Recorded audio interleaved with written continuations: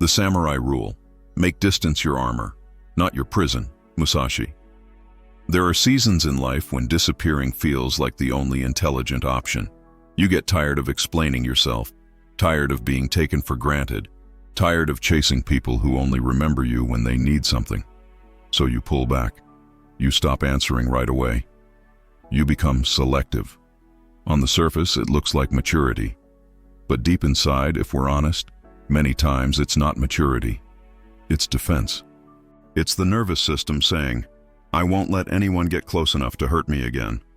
The problem is that this self-protection, if not guided, starts to harden. And what was supposed to be armor slowly becomes a prison. In the warrior's way, distance is never random. A samurai does not step back because he is offended. He steps back because he is positioning. Musashi speaks of awareness of space, knowing where you are in relation to the opponent, to the threat, to the objective. That's very different from what many of us do.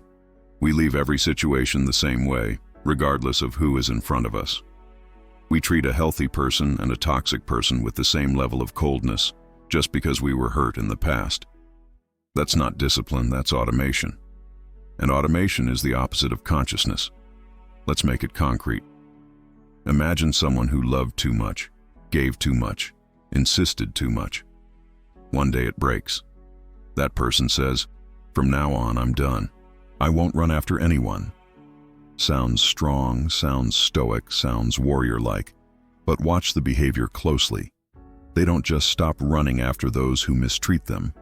They stop engaging even with those who are showing real interest. They don't just protect their time, they stop investing in any connection. They don't just set a boundary, they build a wall. This is the exact point where distance stops being armor and starts becoming exile.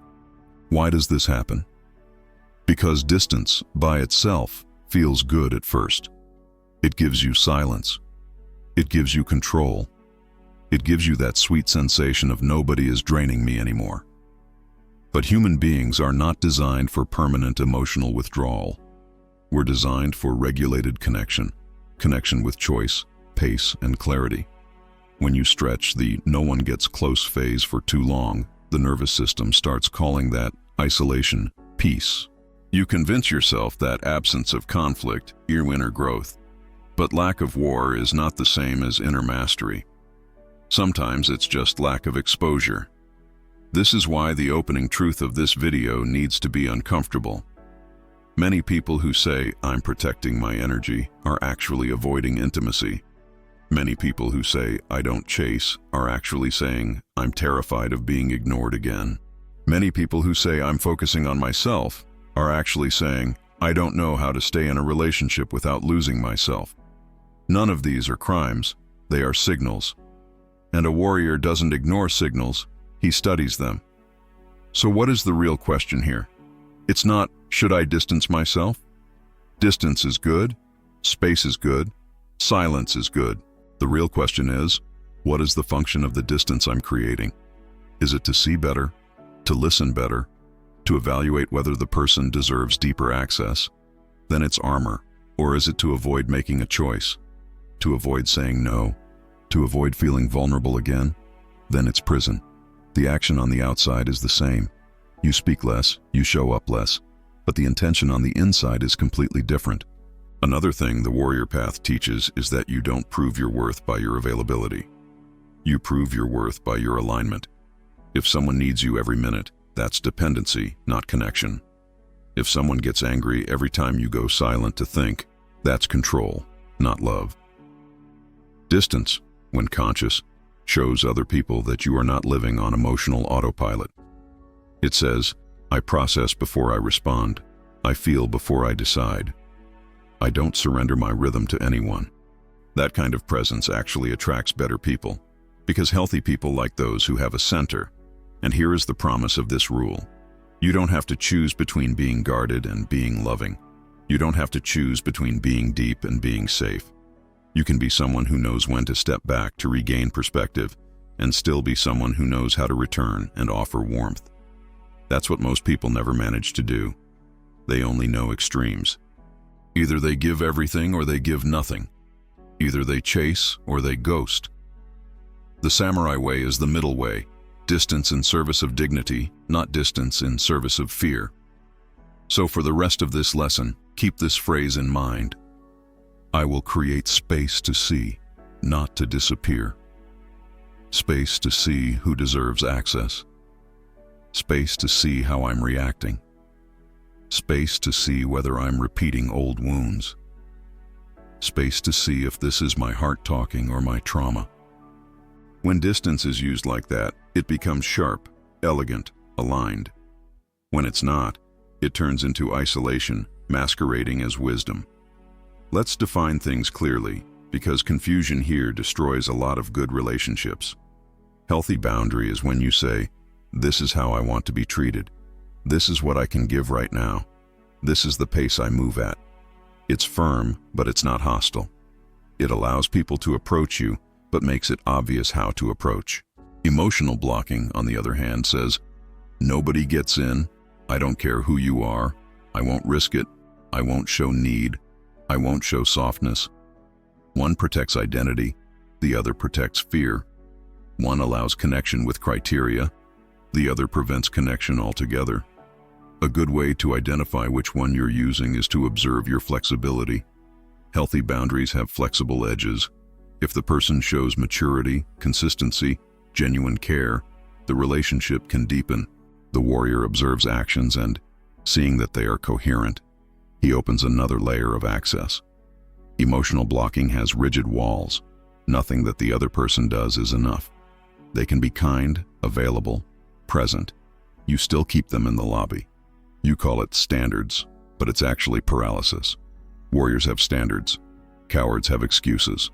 Another marker, the emotion right after you set the distance. When you establish a healthy boundary, even if it was hard, you feel more adult. There's relief, there's order, there's clarity. You feel like, good, I honored myself. When you block emotionally, what comes is coldness mixed with emptiness. You shut the door and then feel the ache. Why doesn't anyone stay? It's because nobody can stay where nobody is allowed to breathe. Boundaries preserve oxygen. Blocking removes oxygen.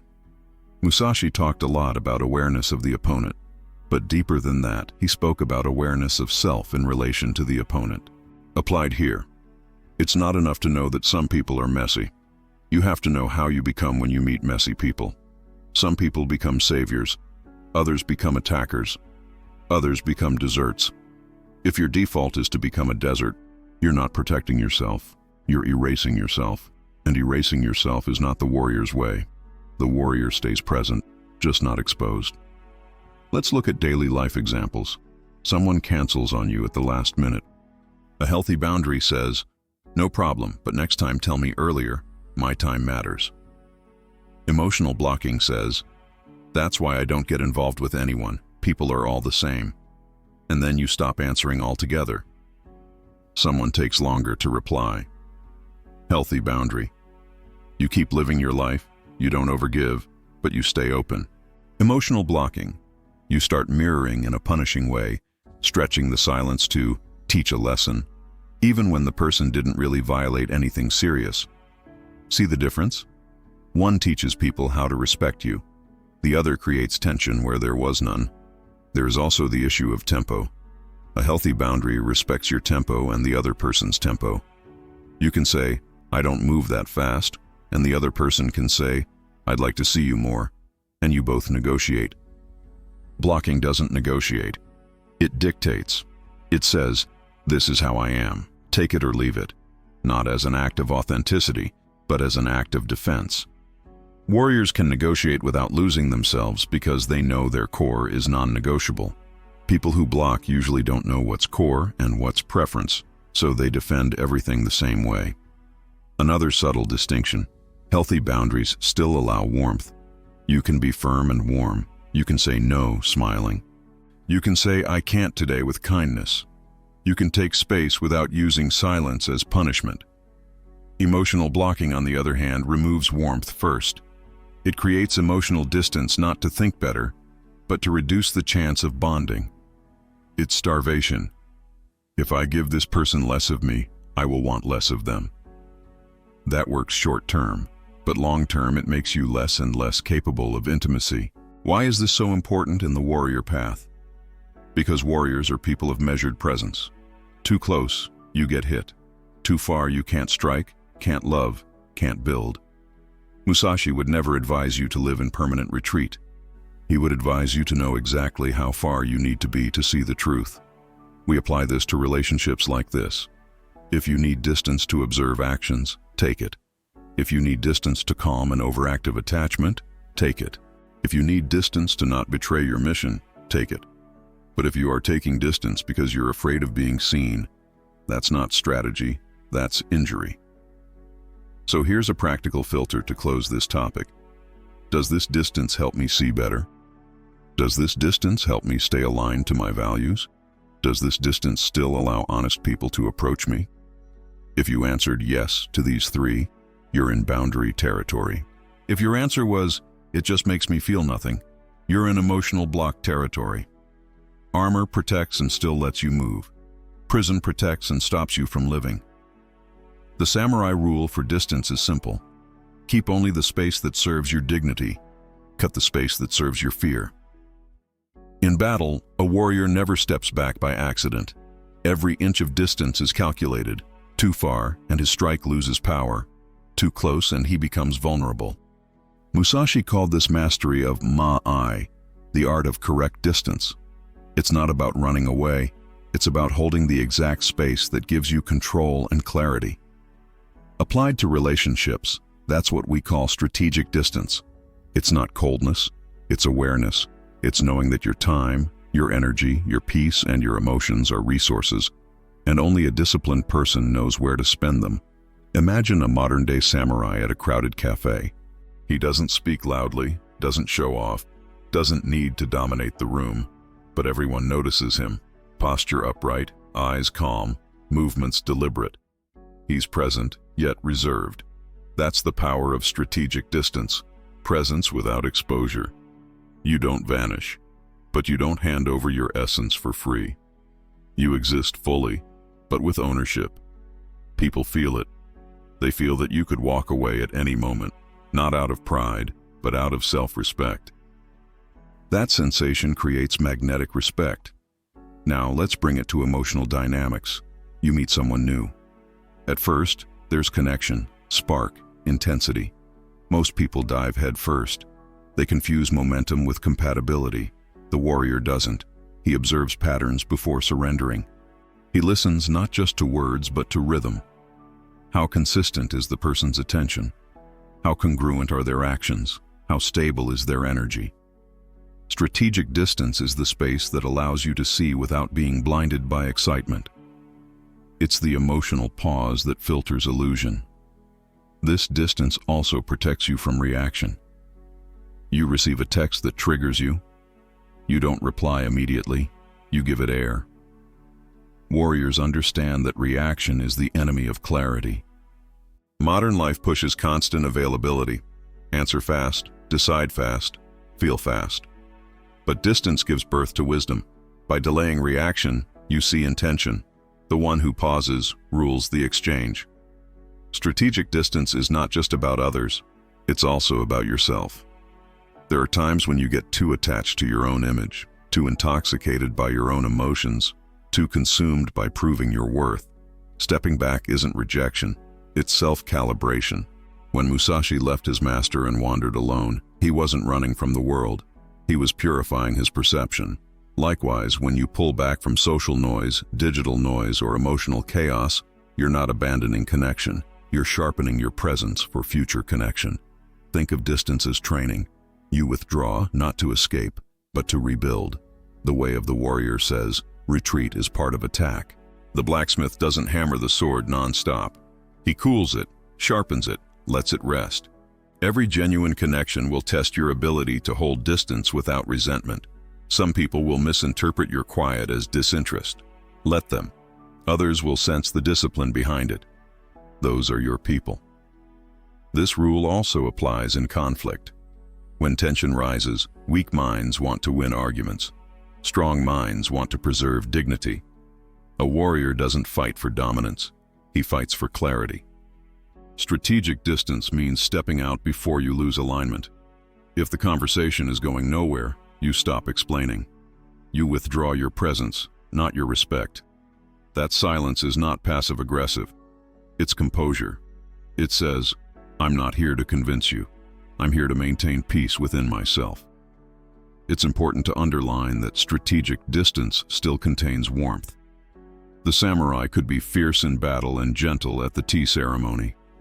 That's the paradox you must master, being able to step back without freezing. In relationships, this means sending light energy, not punishment. You say, I need space, but I wish you well.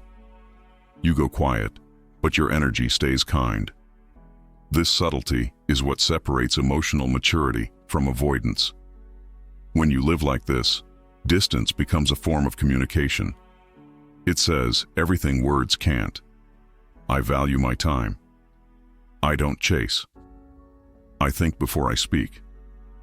I know my worth. Over time, people learn your rhythm. They stop expecting instant replies. They adjust to your calm. You recondition your environment by example. This is how warriors lead, silently, consistently, through frequency. But there's one danger even in strategic distance: attachment to control. The goal isn't to dominate the rhythm of others, but to master your own. Distance used to manipulate is not strategy. It's insecurity disguised as wisdom. The samurai's control of space was never about arrogance. It was about awareness. He moved because he knew the environment, not because he wanted to make the opponent feel small. In emotional life, that means don't use silence to punish. Use it to purify intention. Don't withdraw to make the other chase. Withdraw to make yourself clear. In the end, strategic distance is not an escape from life. It's a higher form of participation. It's living with your emotional armor on, flexible, silent, light.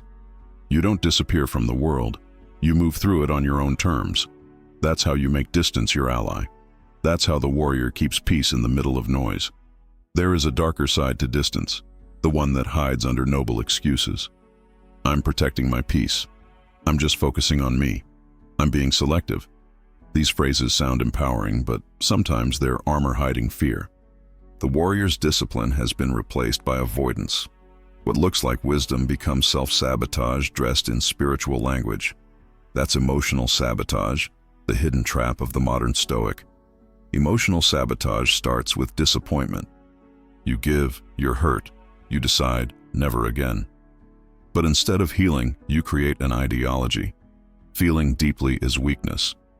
So you start cutting people off faster. You stop believing in consistency. You assume every smile has an agenda. You make lonely but safe your lifestyle. On the surface, it looks like control. Inside, it's decay. Because what keeps a warrior alive is not his armor. It's his capacity to take it off when the battle is over. In relationships, this sabotage manifests as over-analysis. You interpret every gesture as risk. You test people to see if they'll fail. You set impossible standards, not because you crave excellence, but because you're terrified of repeating the past. So, unconsciously, you ensure that no one ever gets close enough to touch the wound. You end up confirming your own fear. See, nobody stays. But they didn't leave because they were fake. They left because you didn't let them breathe. Musashi warned that attachment to form is death. The same applies here. Attachment to your strong, distant persona kills emotional flexibility. Real strength is adaptive. It's being able to love again, knowing you could get hurt again, but trusting your ability to handle pain. The warrior doesn't need to preemptively destroy bridges. He knows he can cross them and return safely. Sabotage, however, burns every bridge before the journey starts. You can tell sabotage is at work when peace starts feeling numb. You no longer feel highs or lows, just flatness. You confuse neutrality with healing. But healing is movement. Numbness is stagnation. There's no wisdom in feeling nothing. Emotional control means you can feel everything without being ruled by it. If you no longer feel it all, that's not control. That's shutdown. Sabotage also shows up in communication. You avoid honest conversations under the excuse of not wasting energy. You keep things vague, you disappear without closure, you give half presents. Warriors communicate boundaries clearly. Avoiders just vanish. One builds respect, the other builds confusion. The line is fine, but unmistakable. Control seeks understanding. Avoidance seeks escape. Another subtle form of sabotage is intellectualization. You hide behind philosophy. You quote Musashi, Seneca, or Lao Tzu, but never apply their courage. You use wisdom as a wall, not as a weapon. You read about detachment, but practice emotional desertion. You confuse non-attachment with non-involvement. The warrior detaches after giving his best. The avoider never gives anything to detach from. Here's the bitter truth. You can't evolve while staying completely safe. Safety is for comfort, not for growth. You can't become stronger avoiding every storm. Musashi fought 60 duels and still meditated. His peace was born from exposure, not withdrawal. Likewise, your emotional peace will not come from isolation, but from mastery, the ability to open and close wisely. Sabotage says, never open. Wisdom says, open with discernment. Let's be honest, fear of intimacy is not cured by cutting everyone off. It's cured by learning to regulate when intimacy triggers discomfort. The warrior's breathing technique applies here. When anxiety rises, you don't run. You breathe, observe, and act from center. Every time you hold presence in discomfort, you grow. Every time you flee, you reinforce fragility. To escape sabotage, you must reframe vulnerability. Vulnerability is not exposure, it's authenticity. It's saying, this is who I am now, and I can handle whatever comes.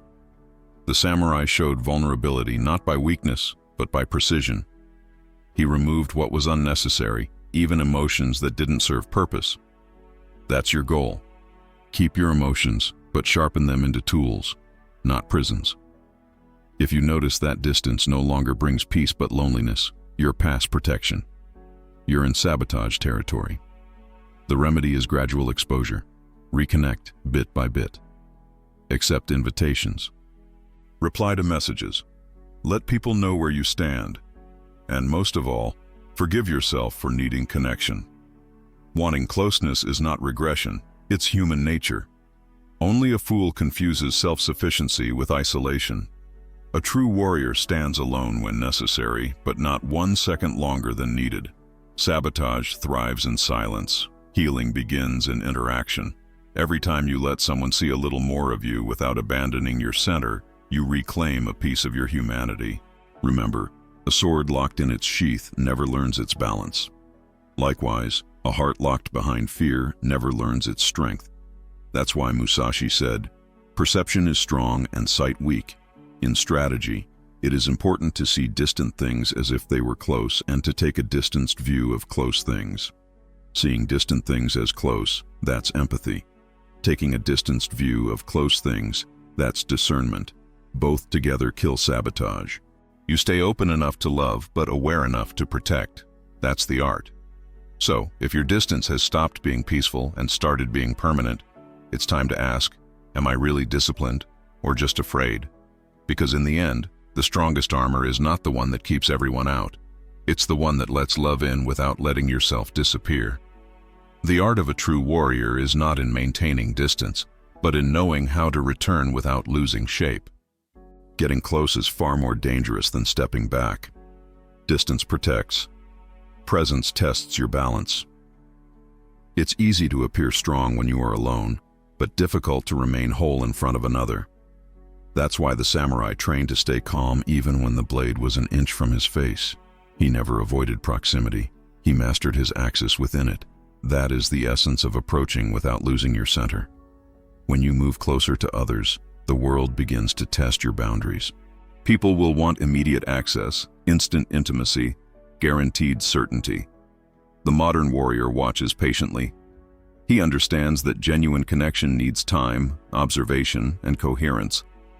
To approach does not mean to rush inside someone's world. It means to let frequencies meet slowly until harmony forms naturally. If you give yourself before knowing the rhythm of the other, you lose the beat, and with it, your identity. Musashi said, "He who knows the rhythm of the enemy wins." In love and relationships, there are no enemies, but there are rhythms, and whoever ignores rhythm stumbles. The warrior listens. He listens not only to words, but to silences, to the pauses between sentences, to the gap between promises and actions. This deep listening prevents emotion from stealing command. Approaching consciously is the opposite of chasing. It's walking with dignity toward someone's truth without forgetting your own. Many people believe that opening up means uncontrolled vulnerability. But vulnerability without access is exposure. Vulnerability with center is strength. When you reveal yourself in measured layers, you're not being cold, you're being wise. The warrior knows that what is precious is never revealed all at once. It's shown gradually, as the other proves worthy. That's not a manipulation game, that's discernment. Those who expose everything too soon lose both mystery and respect. And mystery is the border where true interest is born.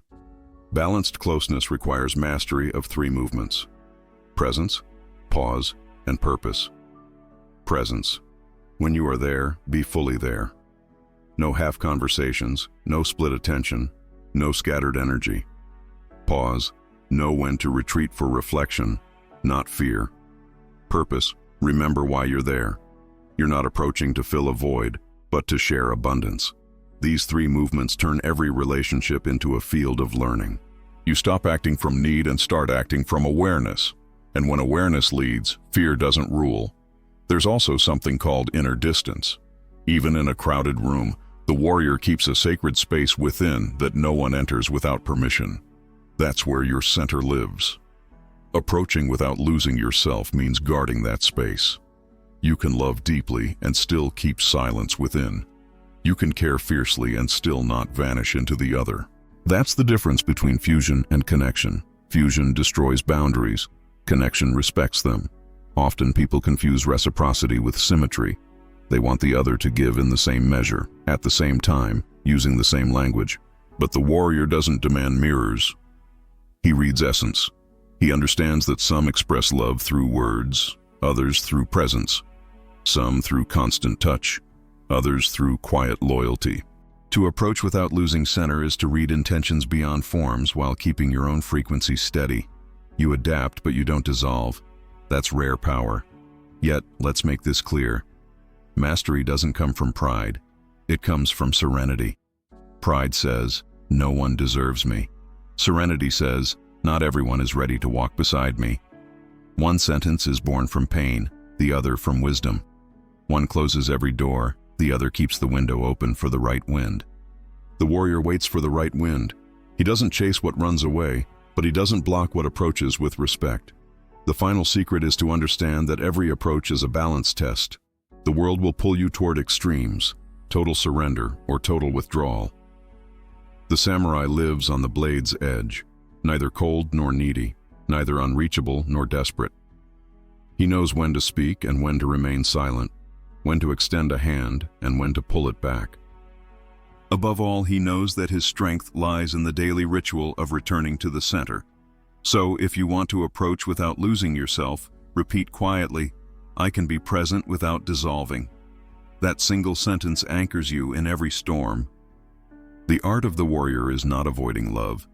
It's loving consciously, loving without begging, loving without self-abandonment, loving with both feet firmly on the ground, even when the heart is open.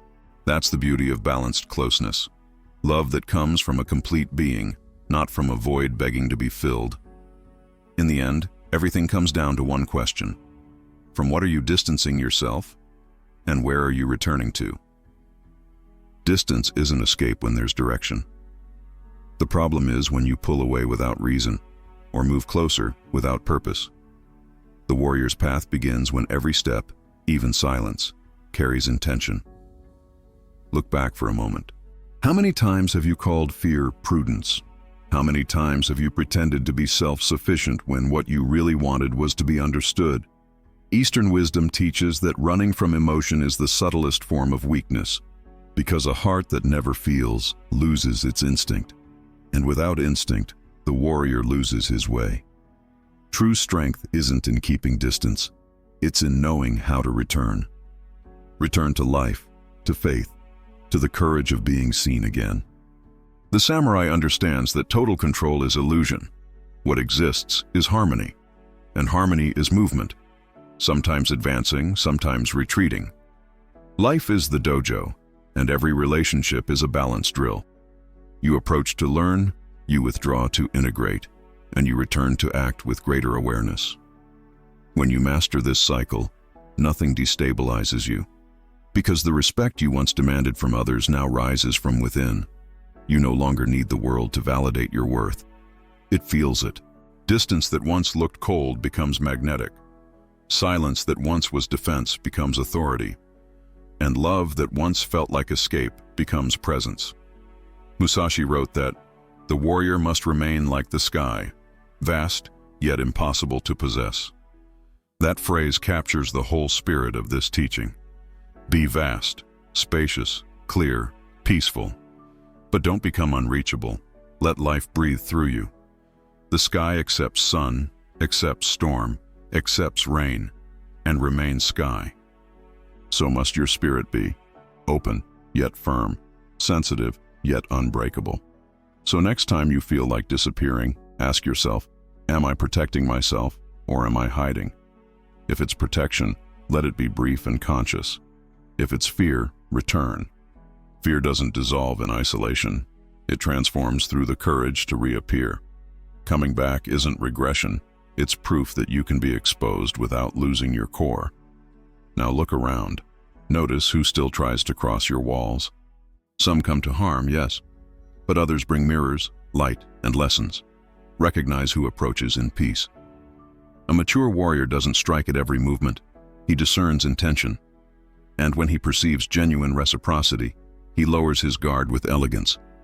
Because he knows vulnerability, when guided by wisdom, is a virtue, not a weakness. The final rule is simple. Make distance a tool, not a permanent shield. Use it to see, to think, to heal, but always return. Return with your mind clear, your heart regulated, your purpose sharpened.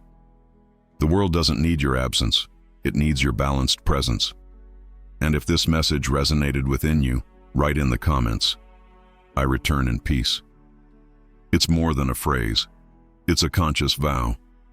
A reminder that power isn't in closing off, but in knowing when and how to open again. The warrior's path doesn't end in isolation. It ends in equilibrium, where silence is wisdom, not fear, where love is choice, not escape, where distance is armor, not prison.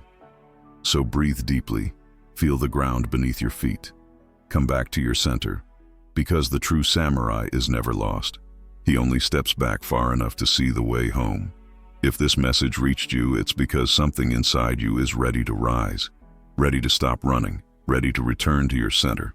Remember, warriors are not born in noise. They're forged in silence, in the moments when no one is watching, and you choose discipline over distraction. So take this teaching with you. Distance is not to hide, it's to see clearly. Silence is not weakness, it's precision. And the ability to return, that's your true power. If these words spoke to you, then don't let them fade into the scroll of your day. Subscribe to Katana Mental, because here, every video is a step deeper into mastery, calm, and inner strength. Click subscribe, activate the bell, and keep walking this path with me, the path of the modern samurai. Leave your mark below. Write, "I return in peace." That's how we recognize one another, the ones who walk quietly, but carry storms within. Your journey doesn't end here. 2 more lessons await you, each one a blade sharper than the last. Click on the videos on screen and keep training your mind to stand firm in a world that keeps losing balance. And remember, the warrior never runs from life. He learns to stand still while everything moves around him. Until next time, stay centered, stay sharp, and stay free.